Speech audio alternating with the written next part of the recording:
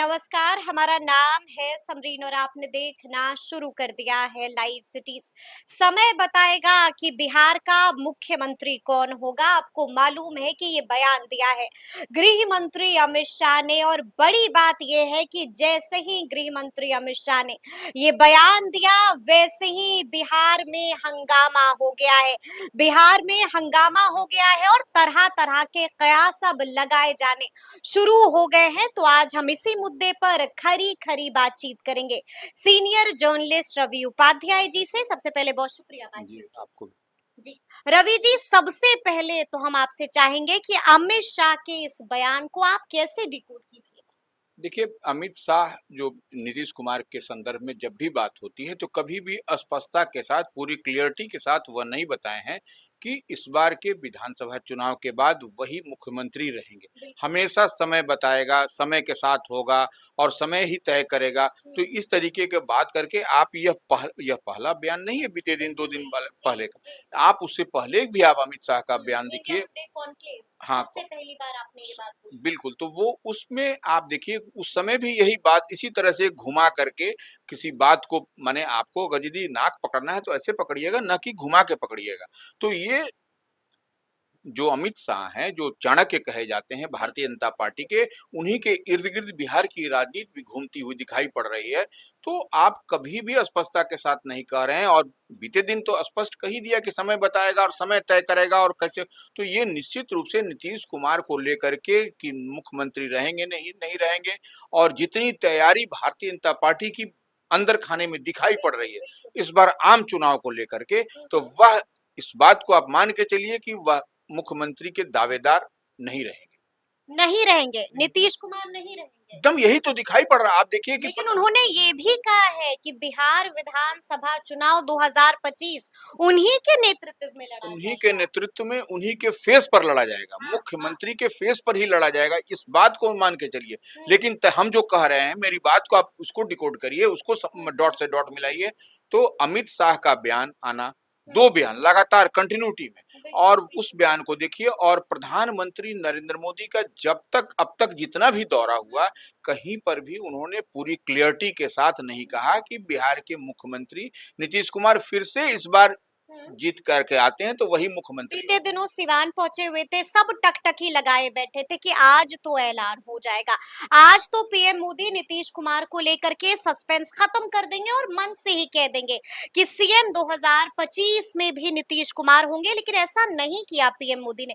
क्या वजह समझ में आ देखिए, रही है? आप सिवान की बात नहीं कहिए, आप उससे पहले विक्रमगंज 29-30 को गए थे वो कहिए, उससे पहले आप देखिए कि झंझारपुर गए थे, वहां देखिए, वहां तमाम तरह की आप बात देखिए, कहीं पर भी वो पूरी क्लियरिटी के साथ, स्पष्टता के साथ नहीं कर रहे हैं। और जो प्रधानमंत्री नरेंद्र मोदी कह रहे हैं वही बात नीतीश कुमार के लिए अमित शाह भी कह रहे हैं, और पूरा देश, पूरा बिहार जानना चाह रहा है कि क्या होगा, कौन चीफ मिनिस्टर कैंडिडेट होगा। इधर से महागठबंधन से तो तेजस्वी हैं। पीएम मोदी चुप हैं और गृह मंत्री अमित शाह सस्पेंस क्रिएट कर रहे हैं। निश्चित रूप से वही देखिए, बिहार के बारे में संदर्भ में जो अमित शाह कहते हैं वही होता है। तो जितनी बात अमित शाह कह रहे हैं वही बात नरेंद्र मोदी प्रधानमंत्री भी कह रहे हैं। तो यह ऊहापोह की स्थिति है, और जदयू जो है सो कहीं ना कहीं, आप सब कुछ बाहर से तो सब कुछ दिखाई पड़ रहा है, लेकिन अंडर कारपेट आपको कहीं ना कहीं कुछ ना कुछ हलचल है। हलचल है, जेडीयू में हलचल मची हुई है इस बयान के बाद। देखिए, हलचल मची हुई है, और जेडीयू के तमाम नेता, अब आप देखिएगा तो आप अंदर खाने में ऑफ द कैमरा बात करिए, देखिए वो क्या कह रहे हैं। वह निश्चित रूप से वह सवाल, यही यही जो सवाल जो पूरा देश, पूरा बिहार जानना चाहता है, यही बात जेडीयू के तमाम कद्दावर नेता भी जानना चाहते हैं कि क्यों नहीं क्लियरिटी के साथ बोल दिया जा रहा है। आप यहाँ के भाजपा के प्रवक्ता बोल रहे हैं, भाजपा के प्रदेश अध्यक्ष भी पोस्टर लगा रहे हैं 25 से 30 फिर से नीतीश, तो ये बात क्यों नहीं बोल रहे हैं गृह मंत्री अमित शाह? देखिए, यही तो समझने वाली बात है, और इसी को समझाना भी पड़ेगा उनको, जनता से। अभी आप नहीं समझा पाइएगा, लेकिन जब चुनाव के दरमियान जब आप रैली को संबोधित करिएगा तो यह कहना पड़ेगा, तभी वोट इधर से उधर होगा। और नहीं तो जिस समाज से नीतीश कुमार आते हैं या उनके चाहने वाले लोग हैं, जो चुप्पा वोटर कहा जाता है, वह आपको इधर उधर होता हुआ दिखाई पड़ेगा। यही बात हम बार बार समझाना भी चाहते हैं लोगों यानी कि आपने बड़ी बात कह दी रवि जी कि अगर आप सस्पेंस को खत्म नहीं कीजिएगा तो भारी नुकसान झेलना पड़ सकता है। देखिए, निश्चित रूप से आप इस चीज को आप कहीं से आप जोड़ करके देखिए, हमारी बात को हटा दीजिए आप। लेकिन आप उस बात को कहीं से भी आप देखिए, देखिए ऊपर से तो सब कुछ अच्छा दिखता है, सब कुछ फील गुड में है, सब कुछ गुड गुड है, लेकिन अंदर में जो उबाल है, अंदर में जो लोग जानकारी है, तो ये अमित शाह का जो बयान आया उसके बाद तो उबाल फिर से हो गया ना, फिर बढ़ गया। फिर बढ़ गया, बिल्कुल हलचल फिर मच गई। लेकिन ऐसे में अब बड़ा सवाल जो सबकी जुबान पर है, सब यही जानना चाह रहे हैं कि क्या महाराष्ट्र वाला खेल कहीं बिहार में तो नहीं ना हो जाएगा? यही सबको डर इसी बात की है। हम्म, कोई हमारा और आपका सवाल नहीं है, ये आपने जो सवाल कहा है महाराष्ट्र चुनाव की तर्ज पर, यहाँ पर भी तो यही सवाल बिहार की आम आवाम का है, जो बिल्कुल नीतीश कुमार को लंबे समय से जनता जानती है, साथ में रहती है। और देखिए, हम तो और आप और महाराष्ट्र का तो आप छोड़ दीजिए, आप इसको ऐसे देखिए कि राष्ट्रीय जनता दल भी इस यही सवाल कर रहा है, बिल्कुल। उसकी ओर से भी यही कहा जा रहा है। तो ये सब कई सारी बातें हैं, इनको आप जोड़ करके देखिएगा तो सब कुछ ठीक नहीं दिख रहा है। सब कुछ ठीक नजर नहीं आ रहा है, यानी कि देखना होगा कि आगे आगे क्या कुछ होता है। लेकिन जब हम जिक्र बिहार का कर रहे हैं तो जिक्र हम चिराग पासवान का भी करेंगे। बीते दिन एक बार फिर से चर्चा में आ गए थे केंद्र मंत्री चिराग पासवान, और उन्होंने मुख्यमंत्री नीतीश कुमार को बड़ा पत्र लिख दिया था। क्या लिखा था उस पत्र में चिराग पासवान? देखिए, चिराग पासवान निश्चित रूप से युवा हैं, काम करना जानते हैं, काम करना चाहते हैं, और उनकी दिली ख्वाहिश भी है बिहार के बारे में। जी। क्योंकि वो देखिए, आप जब वो कहीं जाते रहते हैं किसी पब्लिक मीटिंग में, कभी भी, तो सड़क दुर्घटना में कई लोग को आपने देखा होगा, इसका वीडियो भी है, प्रूफ भी है, प्रमाण भी है कि चिराग पासवान स्वयं अपनी गाड़ी से उतर जाते हैं। मसीहा बन गए हाँ, कई बार। उसको, जी जी। उस बच्चे को या बच्चिया को उठा करके उसको अस्पताल पहुंचाते हैं, तमाम इलाज की व्यवस्था करते हैं, फिर वहां से वो दूसरी गाड़ी से निकलते हैं। तो ये, और वह उसमें जो मुआवजे की राशि है या फिर जो घायल को, पीड़ित को जो मिलना चाहिए, उसके लिए लंबी लाइन, लंबी कतार लगानी पड़ती है, कई बाबुओं को आगे पीछे बहुत मुशक्कत करना पड़ रहा वही है। मशक्कत जी। करना पड़ता है, कई बाबू के आगे पीछे करना पड़ता है। तो इसी को फ्लेक्सिबल, इसी को लचीला बनाने के लिए चिराग पासवान ने अपनी ही पार्टी, माने अपने गठबंधन अलायंस पार्टनर के, जो जदयू के राष्ट्रीय अध्यक्ष हैं, मुख्यमंत्री बिहार हैं, उनसे पत्र लिखा था। पत्र लिख दिया। पत्र लिख के जी। आग्रह किया है कि इसको और फ्लेक्सिबल और लचीला बनाया जाए, जो कि उस समय जो उस अवस्था में व्यक्ति होता है, उसको तत्काल मदद समुचित मिले। राशि मिल सके, जिससे कि उसका उसका इलाज और बेहतर ढंग से हो सके। तो इसी को देखिए, और चिराग पासवान कोई पहली बार नहीं, कई सारे सवाल जो भी होते हैं आम आवाम से जुड़े हुए, उस मुद्दे को वह उठाते रहे हैं। हिचकते नहीं है, झिझकते नहीं है, तुरंत में एक्शन लेते हैं। निश्चित रूप से वह देखिए, काम करने वाला जो युवा आदमी है, तो वह युवा आदमी बिहार फर्स्ट, बिहारी फर्स्ट का विजन कैसे होगा? जब वो बिल्कुल। काम करेगा तभी तो वह चिराग पासवान करते हैं। करते हैं काम। देखिए, जब हम चिराग पासवान का जिक्र कर रहे हैं तो यहाँ पर हम जिक्र करेंगे मुख्यमंत्री नीतीश कुमार का भी।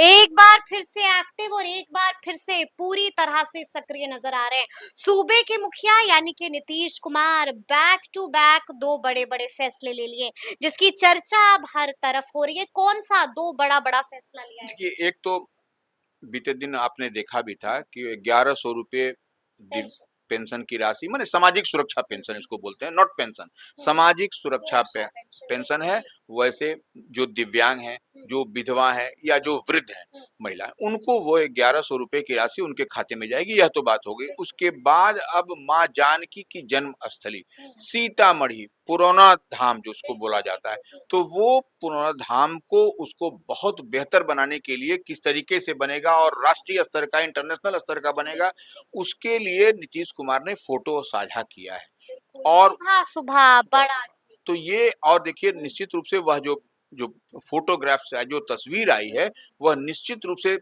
आदमी को आश्चर्यचकित कर देगा। भव्य है, बहुत खूबसूरत है। भव्य है और दिव्य है। दिव्य है। और तो हुँ, इस बात को मानिए, और वो सीतामढ़ी माँ जानकी की मंदिर से अब आप अयोध्या तक का रास्ता भी देखिए, कॉरिडोर भी बन रहा है।